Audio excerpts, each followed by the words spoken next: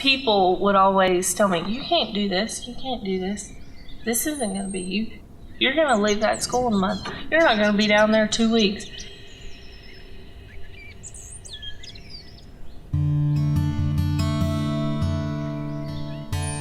So when I was growing up, I basically didn't work on the farm until I was about 12, and then I wanted some money. And then my uncle said, well, you can chop cotton. So that's basically what I did until I was 16, and then I just started working in actual workplaces. And then when college, after graduation, college, and then I was like, I'm gonna get me an ag business degree. And I did that for 2 years, and then one day I was just sitting down after we had dinner, talking to my uncle, and he was complaining about just not a lot of work, people that wanted to work. So we were having trouble with the ground rigs and getting everything sprayed. He didn't have enough people. So he just said, if I had a pilot, I would buy a crop duster and get rid of some ground rigs. And I said, I'll do it. And then that's kind of literally a week later, I was training for school. I dropped out of fall semester. I canceled all the college classes. And then I quit both my jobs. And then there I was. Before I went, I actually flew in a 150, Cessna 150, and to see if I could actually do it. If I would be, get claustrophobic or anything. No, I loved it. I was like, this is awesome. And I've never even been in a small plane. That was the first time.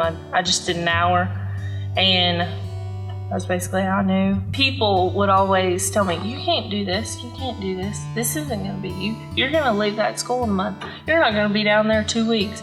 It wasn't, but my uncle and my aunt, they're kind of my parents, so they were always like, they would always get real mad, but they would always build my confidence and say, you got this, or, everything else. So that was kind of my backbone, but I kind of always thought that I was going to do this. It was just kind of God sent. I feel like it just all worked out like that.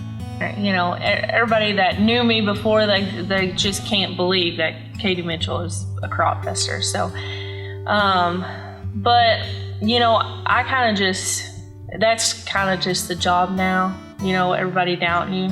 But I've got a lot of people that cheer me on. So I can't say, it kind of evens out. When I first started, it was really scary. I didn't think I would be able to fly this airplane by myself.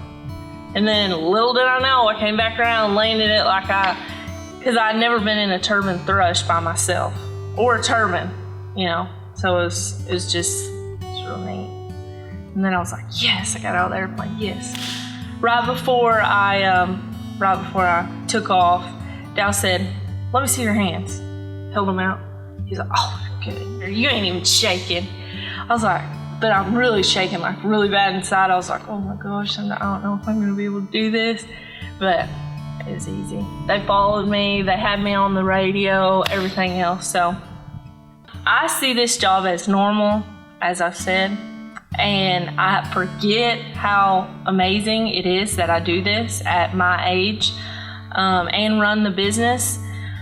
A lot of kids my age aren't doing this, aren't doing anything of this nature. They're normally out, not gonna say all, but at college, having a little bit of fun, or, just doing their studies.